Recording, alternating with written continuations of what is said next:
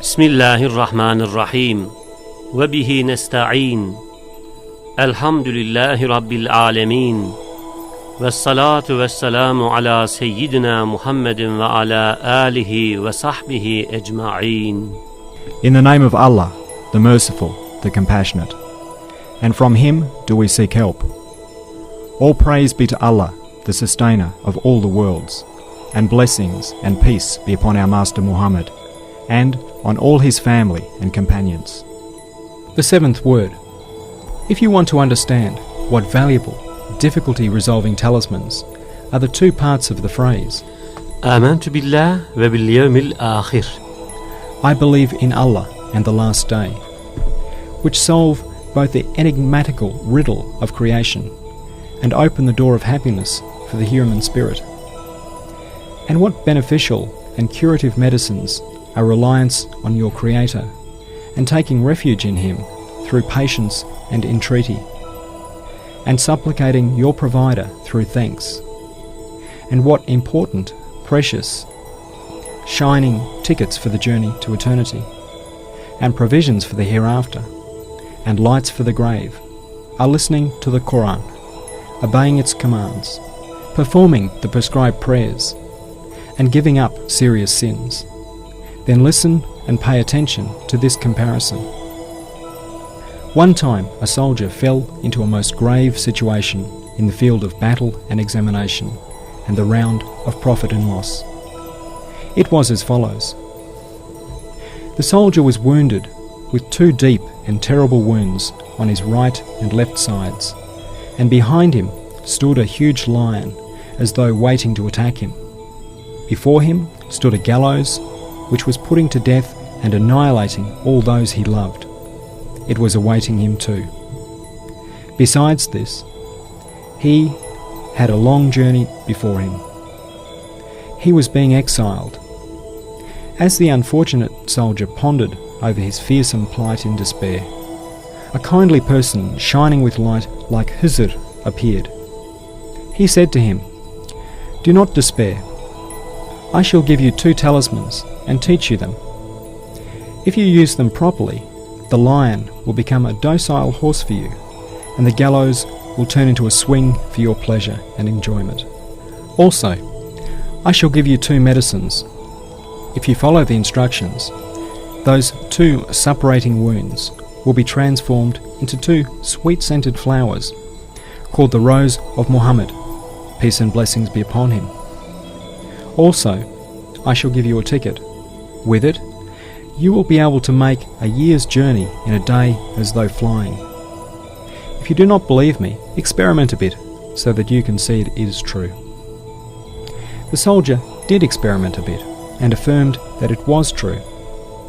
Yes, I, that is, this unfortunate Sayyid, affirm it too. For I experimented and saw it was absolutely true. Some time later, he saw a sly, debauched-looking man, cunning as the devil, coming from the left, bringing with him much ornamented finery, decorated pictures and fantasies, and many intoxicants. He stopped before the soldier and said, "Hey, come on, my friend. Let's go and drink and make merry. We can look at these pictures of beautiful girls, listen to the music, and eat this tasty food."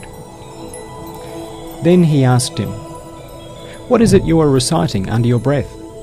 "A talisman," came the reply. "Stop that incomprehensible nonsense. Let's not spoil our present fun." And he asked a second question. "What is that you have in your hand?" "Some medicine," the soldier replied. "Throw it away. You are healthy. There is nothing wrong with you. It is the time of cheer." And he asked, "What is that piece of paper with the 5 marks on it?" "It is a ticket and rations card." "Oh, tear them up," the man said. "What need do we have of a journey this beautiful spring?" He tried to persuade him with every sort of wile, and the poor soldier was even a bit persuaded. Yes, man can be deceived. I was deceived by just such cunning deceptions. Suddenly, from the right came a voice like thunder. "Beware," it said. do not be deceived.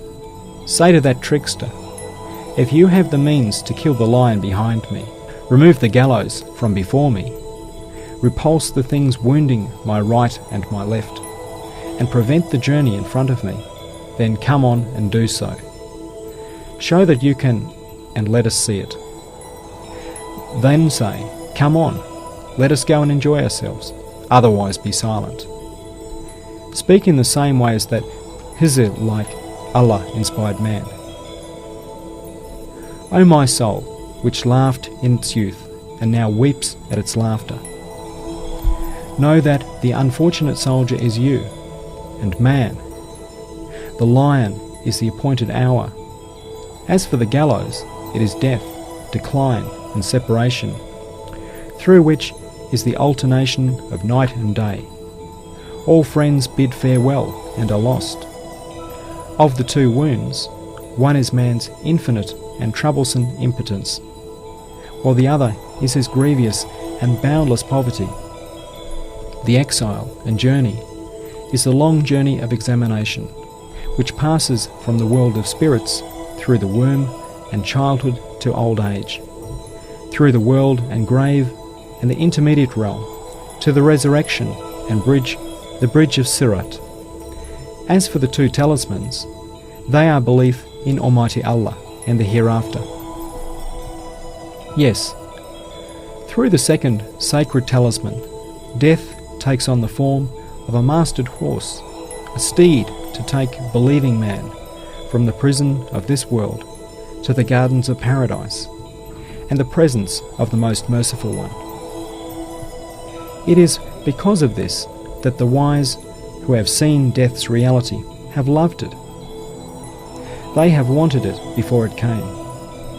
And through the talisman of belief in Allah, the passage of time, which is decline and separation, death and decrease, and the gallows, takes on the form of the means to observe and contemplate with perfect pleasure the miracles of the all-glorious Maker's various, multicoloured, ever-renewed embroideries, the wonders of his power and the manifestations of his mercy. Yes, when mirrors reflecting the colours of the sun's light are changed and renewed, the images of the cinema changed, better, more beautiful scenes are formed. As for the two medicines, one is trusting in Allah and patience, and the other is relying on the power of one's Creator and having confidence in His wisdom. Is that the case? Indeed it is. What fear can a man have who, through the certificate of his impotence, relies on a monarch of the world with the power to command? Kun feyekun. Be, and it is. For in the face of the worst calamity, he says, Inna lillahi wa inna ilayhi raji'un. Verily to Allah do we belong, and verily to Him is our return. And places his trust in a most compassionate sustainer. A person with knowledge of Allah takes pleasure from impotence, from fear of Allah. Yes, there is pleasure in fear. If a 12-month baby was sufficiently intelligent and it was asked him, "What is the most pleasurable and sweetest for you?" he might well say, "To realize my powerlessness and helplessness, and fearing my mother's gentle smack, to at the same time take refuge in her tender breast." But the compassion of all mothers is but a flash of the manifestation of divine mercy. It is for this reason that the wise have found such pleasure in impotence and fear of Allah, vehemently declaring themselves to be free of any strength and power, and have taken refuge in Allah through their powerlessness. They have made powerlessness and fear an intercessor for themselves.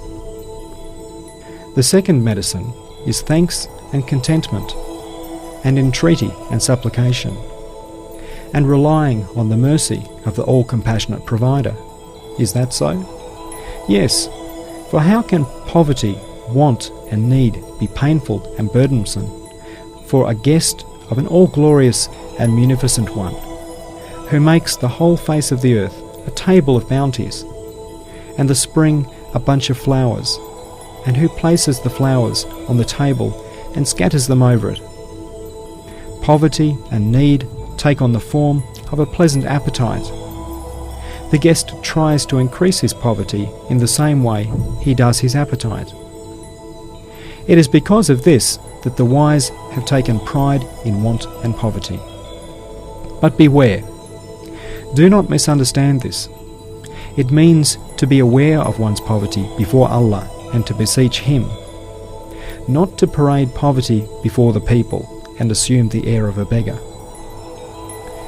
As for the ticket and voucher, it is to perform the religious duties, and foremost the prescribed prayers, and to give up serious sins. Is that so? Yes, it is. For according to the consensus of those who observe and have knowledge of the unseen, and those who uncover the mysteries of creation, the provisions, light and steed for the long dark road to post-eternity may only be obtained through complying with the commands of the Quran and avoiding what it prohibits. Science, philosophy and art are worth nothing on that road. Their light reaches only as far as the door of the grave. O my lazy soul, how little and light and easy it is to perform the daily prayers and give up the 7 deadly sins. If you have the faculty of reason and it is not corrupted, understand how important and extensive are their results, fruits and benefits. Say to the devil and that man who were encouraging you to indulge in vice and dissipation, if you have the means to kill death and cause decline and transience to disappear from this world, and remove poverty and impotence from man, and close the door of the grave, then tell us and let us hear it, otherwise be silent. The Quran reads the universe in the vast mosque of creation. Let us listen to it. Let us be illuminated with that light. Let us act according to its guidance, and let us recite it constantly. Yes, the Quran is the word. That is what they say of it. It is the Quran which is the truth, and comes from the truth, and says the truth, and shows the truth, and spreads luminous wisdom. اللهم نور قلوبنا بنور الإيمان والقرآن. اللهم أغننا بالافتقار إليك ولا تفقرنا بالاستغناء عنك. تبرأنا إليك من حولنا وقوتنا والتجأنا إلى حولك وقوتك فاجعلنا من المتوكلين عليك ولا تكلنا إلى أنفسنا واحفظنا بحفظك وارحمنا وارحم المؤمنين والمؤمنات وصل وسلم على سيدنا محمد عبدك ونبيك وصفيك وخليلك وجمال ملكك ومليك صنعك وعين عنايتك وشمس هدايتك ولسان حجتك ومثال رحمتك ونور خلقك وشرف موجوداتك وسراج وحدتك في كثرة مخلوقاتك وكاشف طلسم كائناتك ودلال سلطنة ربوبيتك ومبلغ مرضياتك ومعرف كنوز أسمائك ومعلم عبادك وترجمان آياتك ومرآة جمال ربوبيتك ومدار شهودك وإشهادك وحبيبك ورسولك الذي أرسلته رحمة للعالمين وعلى آله وصحبه أجمعين وعلى إخوانه من النبيين والمرسلين وعلى ملائكتك المقربين وعلى عبادك الصالحين آمين. O Allah, illuminate our hearts with the light of belief and the Quran. O Allah, enrich us with the need of you, and do not impoverish us with the lack of need of you. Make us free of our own strength and power, and cause us to take refuge in your strength and power. Appoint us among those who place their trust in you, and do not entrust us to ourselves. Protect us with your protection.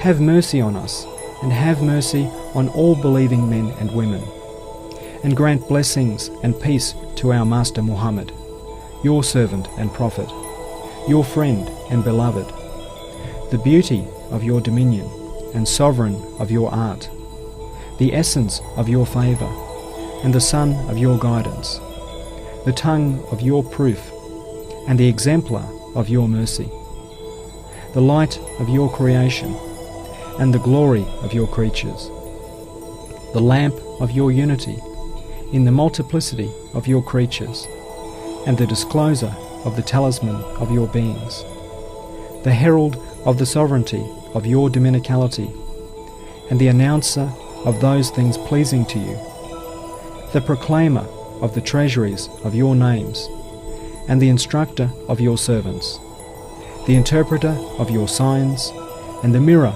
of the beauty of your dominicality, the means of witnessing you and bearing witness to you, your beloved and your messenger, whom you sent us as a mercy to all the worlds, and to all his family and companions, and to his brothers among the prophets and messengers, and to your angels, and to the righteous among your servants. Amen.